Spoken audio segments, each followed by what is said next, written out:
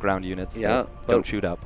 We are going to be jumping into game number 2 as we hop into it to introduce the players. Spawning down here in the bottom left-hand corner of the map, the player from Team Gravity. Give it up for the Green Terran, Semper. Showing some nice play last game, but just not quite enough. Falling to this player in the top right from the clan On Fire. It is the red Protoss player, Neeb. And right off the bat, we see that it is cross positions. Both players going to be going for their production first. No. That win rate, 92% Neeb versus Semper. Pretty crazy. That's pretty big. Yeah. Well, Semper has taken a map off of Neeb, so it's possible. To be honest, looking at that last game, you would not have expected such a one-sided record between the two of them. It was actually it wasn't a completely lopsided match. It was actually Semper doing a pretty good job with a lot of it. But again, I know I keep talking about this, but it is coming down to those disruptor shots. Semper is doing so many things right, but if you cannot overcome that hurdle, Neeb is going to continue to exploit that and exploit that and exploit that. Yes, absolutely. The one thing I will say about this map, particularly the positions, is that those drops are going to be so much more effective on this map, pulling players apart, pulling Neeb apart.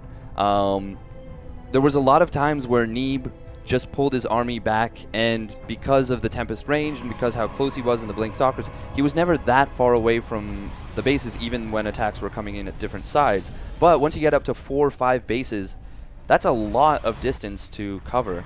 It is, and that's why we end up seeing Semper being so much more effective when it gets to the later stages of the game. Just being able to pick his opponent apart in lots and lots of different locations, but at the same time, that also means that you have to be ready for disruptors to hit from any different location, because again, there have been a lot of those disruptor drops coming out of Neeb as well, not only versus Semper, but even versus Masa. Yes, absolutely. We saw them not doing as much last game as maybe they could have done. Semper dealt with them pretty well, but that also means that Neeb has some area of improvement there and maybe could end up in a better position at the end of this game as a result of those disruptor drops, if he does choose to go for them. Yeah, and Semper going for yet another one of those faster tech ups to factory, and probably going to be, dropping down that tech lab and maybe getting up that one again, the safety cyclones. Yeah, it looks like he is going to be going for that. That has kind of been his style. We see the Stargate coming out from Neeb. Very common style from him against the Masa. Not going for the Robo like he did in Game 1. Instead, most likely going to go for that Oracle. We do see the Mothership Core pushing that SEV away.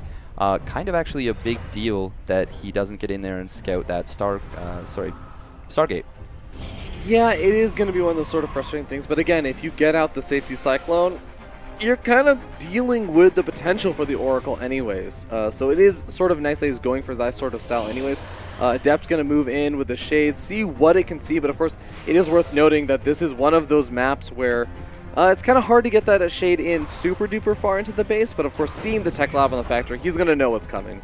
Yeah, definitely going to. We see that Adept actually snapping that scouting SEV's neck on its way back home.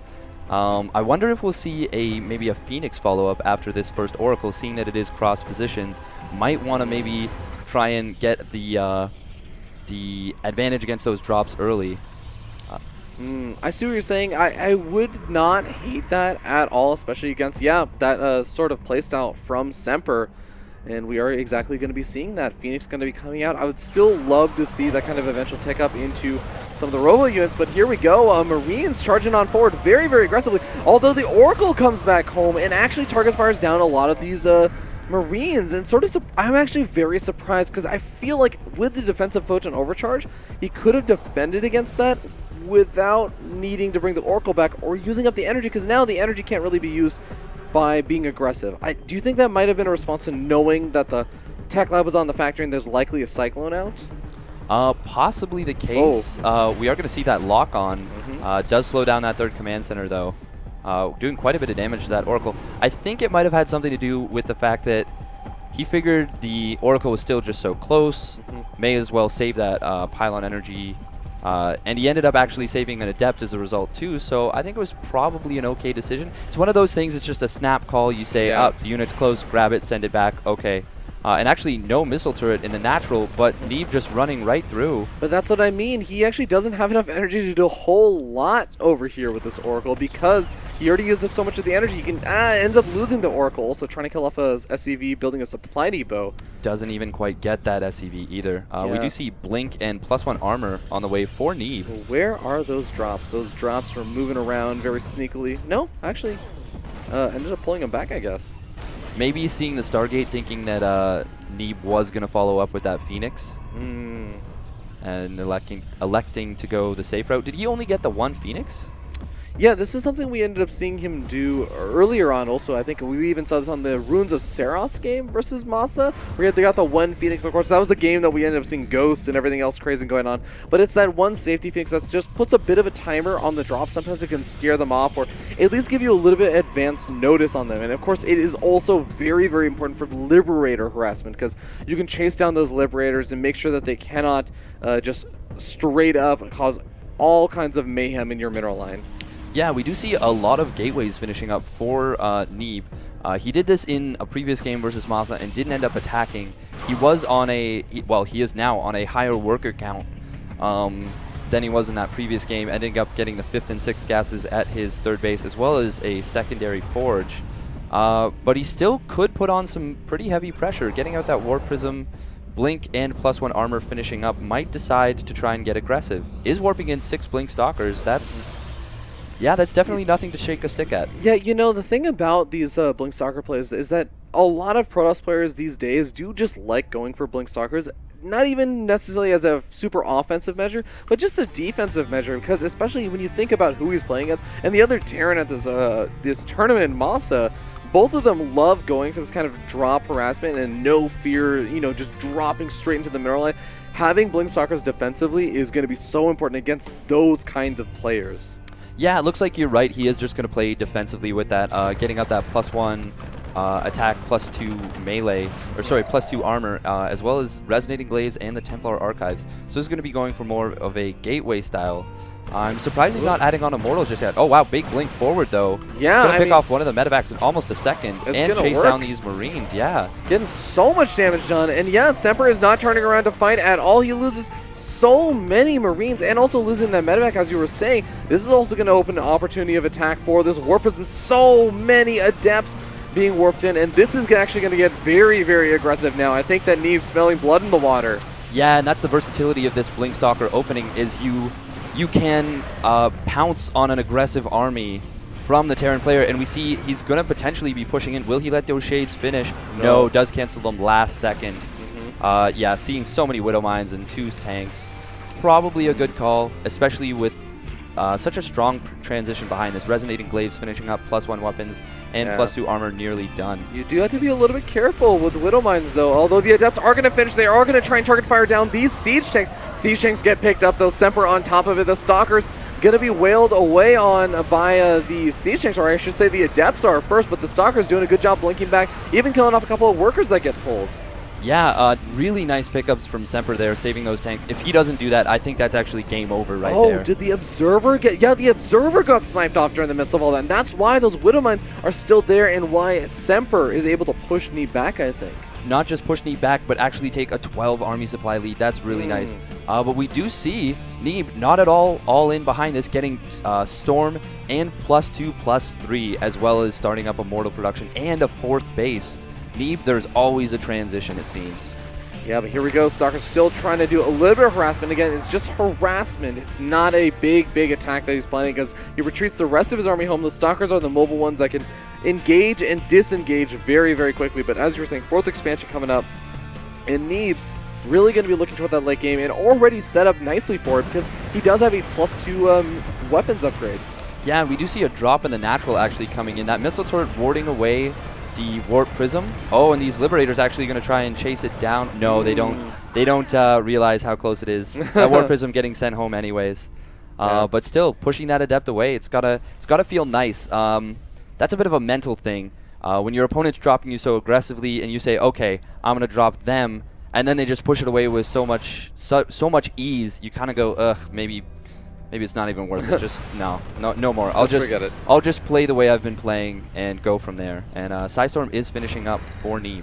Yeah, sort of interesting. Just the way that we've seen this game shape up. Semper is trying to get aggressive on this center side of the map, but any drops and anything attempted to be done hasn't really been super successful for Semper so far. This big attack at the center of the map may be sort of the first big form of aggression that he's even able to put Neeb on the defensive for. Yeah, and we do see 2-2 finishing up for Semper, so for the next little bit, he is going to have a slight upgrade lead, but very soon, +2 attack, +3 armor will be finishing up for Neeb, and he'll retake that upgrade lead. Oh, the Warp Prism. Getting sniped off. A nice Nicely pick-off. done.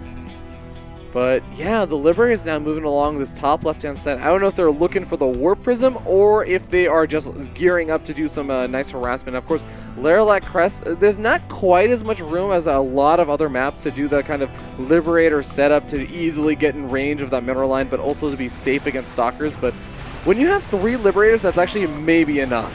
Yeah, I think this is going to be really nice. Neeb's army is quite out of position, but he is going to be blinking back, maybe? Those liberation zones could actually do quite a bit of damage, already getting 4 probes and is forcing a lot of mining time away. And look, he just moves the Liberators back at that 4th base. Yeah, got to move one of those Liberators a little bit further back, even though he's denying additional mining. Stalkers are going to be picking it off, but at the same time, the army right now for Neeb is in actually a very bad position because it allows all of these Widow Mines to get set up in a great spot at the bottom of the ramp. We do see a Templar from the back. Could be a big storm on the right side. Yeah, some really big storms, and actually Semper's army really just doesn't look so big anymore as he charges into the main base, desperately trying to find some sort of place to go. He does still have 3 medevacs alive, but as soon as he picks up, it's going to be a very, very dangerous game for him. Feedback's going down in Storm, picking off most of the medevacs. Oh, big last Templar there. Finishing off the those Phoenix! Wow, that awkward moment when... that fantastic moment when the planned Phoenix for the 12-minute 30-second medevac pickoff. That good old timing. Yeah, those 2 medevacs, or sorry, those 2 Widow Mines, getting the last shots, but then a casual storm on the way by, picking them off. But there are just so many High Templars with Storm available. Neeb's army is absolutely scary as all hell right now for Semper, and he just straight up is going to need some of the best EMPs of his life if he wants to get this. If he was able to catch all these High Templars actually walking their way across the map very slowly, he would have been in a great spot, but oh man, he's not able to. I don't know. EMP off. Yeah, nice EMP. I don't know how I feel about Neeb pushing into these liberation zones. Good decision to go for the 4th base, but these Widow Mines doing quite a bit of damage to the army. Yeah, well spread out too, so they can't all just be stormed at the same time, but those bio units are not quite as well split up, and God, there's just so many storms available for Neeb. Yeah, he is actually starting to run out, though. I think that might have been his last storm right there. It was. He's not going to have a storm for a little bit. In fact, he's not going to have a storm for even longer than I thought because the Archons are being made, but he still has enough of an army to push on forward. Yeah, he does, but actually maybe getting a little bit over... Oh, does move out of the Widow Mine range. Good decision from... Yeah, and at the same time, there is some Adept harassment in the 3rd expansion, and the Liberators are trying to clean this up, but these Adepts have already done so much damage. The Adepts also going to shade over to the natural expansion, continue the aggression. Yeah, Semper just playing so scrappy, though, but if we look at Neeb, we see he's already started Tempest production, 3 of those on the way, and I believe he's already got a couple of them out so far. Looks like he's got, 2 out so far. Oh my god, but 27 workers have been killed. It's the reason why I would say Semper may be still in this is because his army supply isn't that far behind. It's just how much damage these Adepts have done in conjunction with pulling Semper outside of the normal defensive range and the defensive area of his bases. It's actually almost kind of like we're seeing Neeb do exactly what Semper does to his opponents usually. Yeah, turning it around on Semper. Really, really nice. Neeb turning it on against him. 8 photon cannons on the way. Wow, does not want to take any damage drops. Recognizing what kept Neeb in the game so well last time. We do see a 5th base from both players coming down.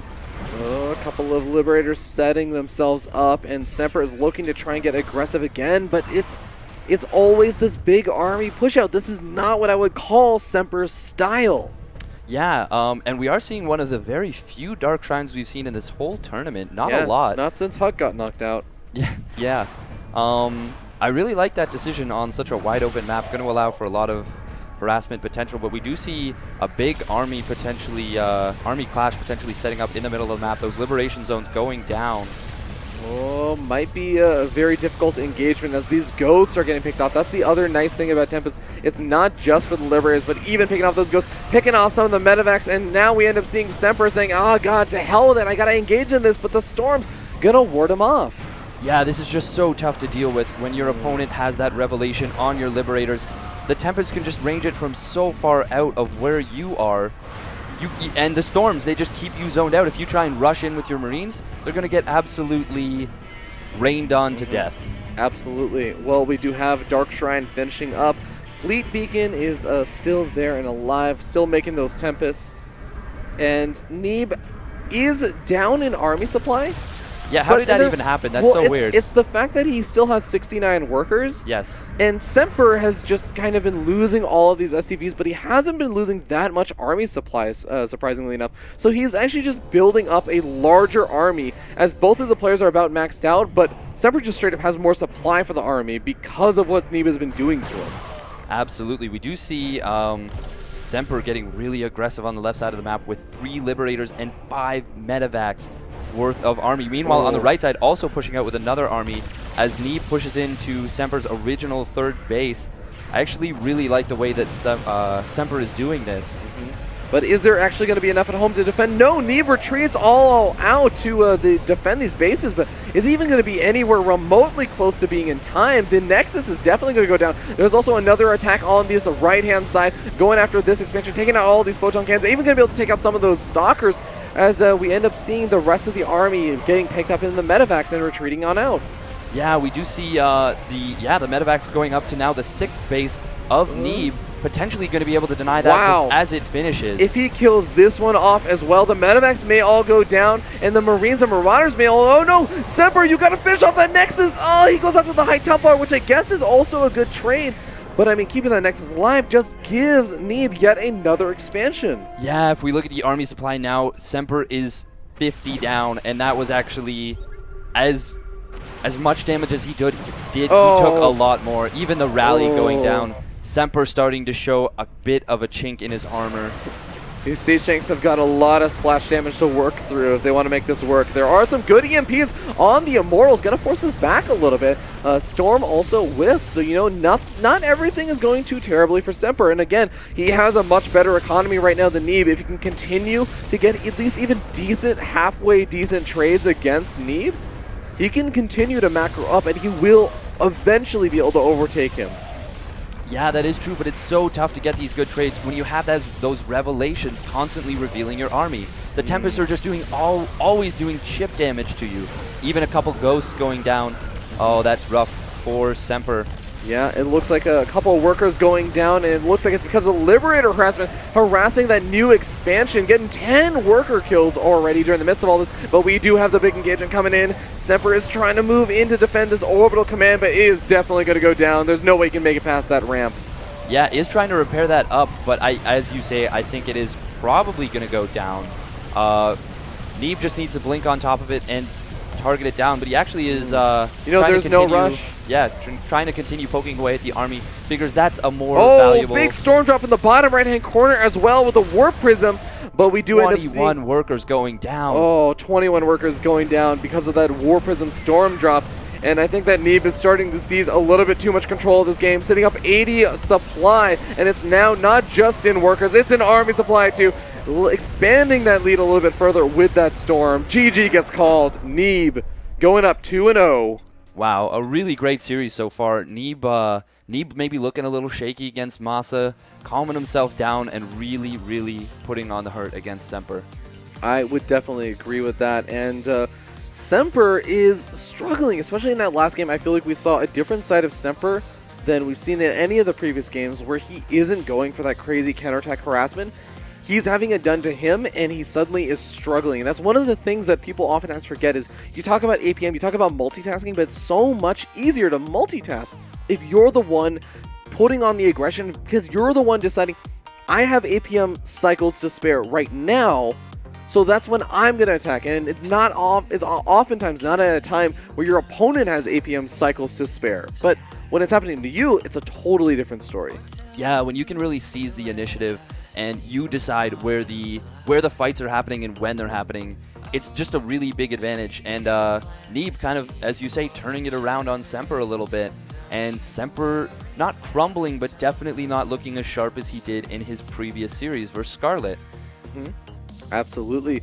But we are going to be going to a game number 3, which should be a very, very interesting. And Going to be on Prion Terraces. Prion Terraces. That is sort of interesting. And, you know, considering some of the other maps that exist, I'm not too surprised to see it. I'm a little bit surprised, but not extremely surprised. For Protoss versus Terran, this map can be a little bit weird. Of course, Gold expansion is always going to make things a little bit weird, but it's not the weirdest matchup, I would say.